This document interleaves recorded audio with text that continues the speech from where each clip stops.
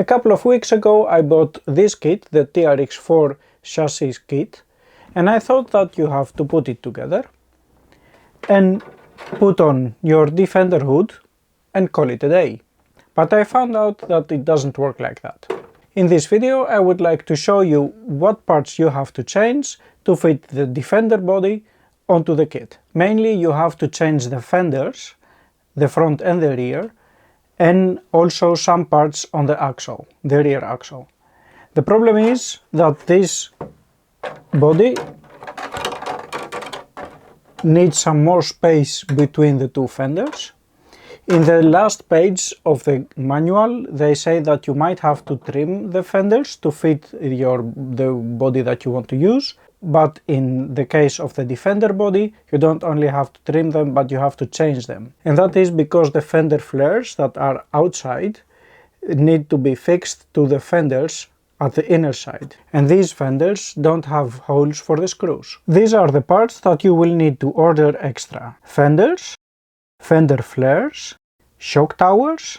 You will need 22 new screws, that will be 4 sets of 6, and finally 2 sets of new suspension links.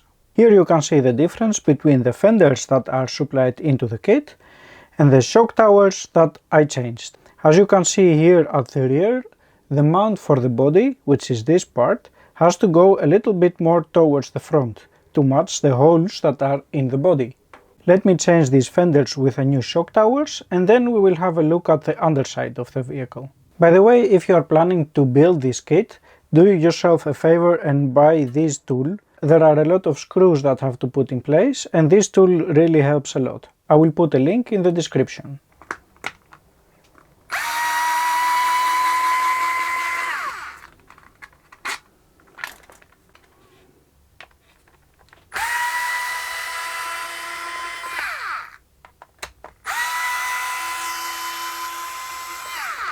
In order to fit the shock tower, you have to remove this screw and put it here, and for these two you can use the screws that you removed.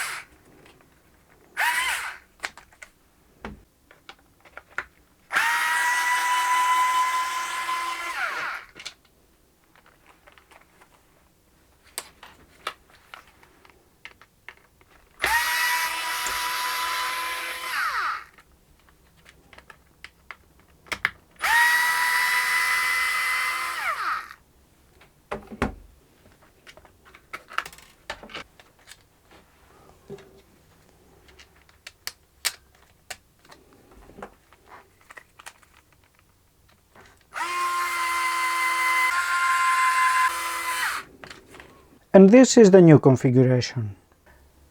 And finally I will put the body mounts on place.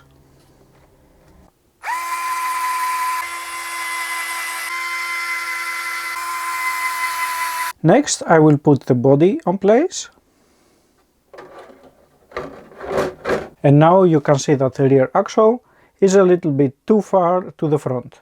You can also see that the rear shock absorber is not vertical anymore. And that is because the distance between the front and rear wheels on the Defender is a bit longer than it is on the kit. To put the rear axle on its correct place, I will have to change the suspension links, all the 4 of them.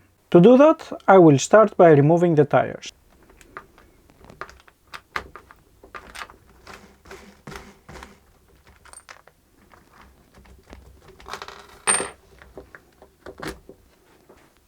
Now I will have to remove these 2 screws and then these ones to remove these suspension links.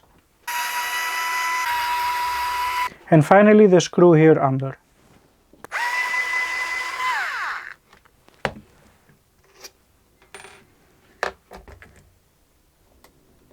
First I will change the lower ones, removing these screws. When ordering the suspension links, you only receive the axles. You will have to remove the heads and put them in those ones. They are just screwed, so you have to unscrew them.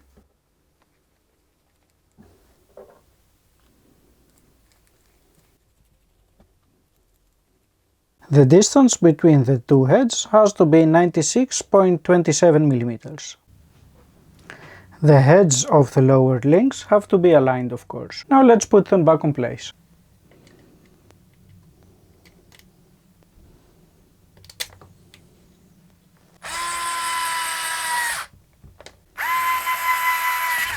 To remove the upper ones, I will have to remove these parts also.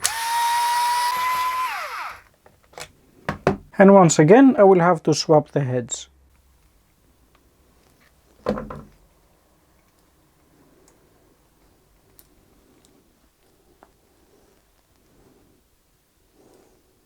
Again, control the correct length and orientation of the heads.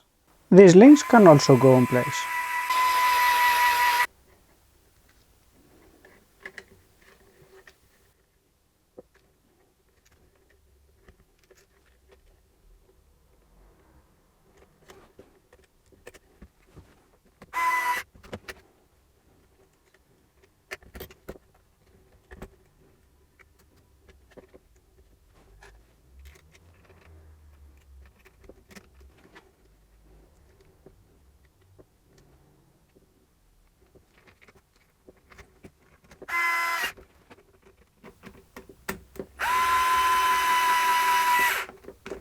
And as you see, the rear shock absorber is straight again.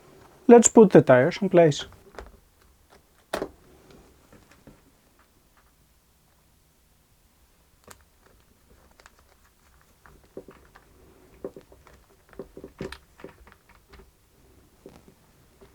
As you see now, the rear axle is centered correctly. Now it's time to put the fenders.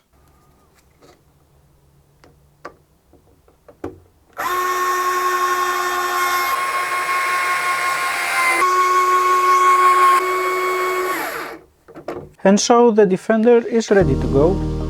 I hope that I could help you with this video. Thank you very much for watching and see you next time. Bye bye!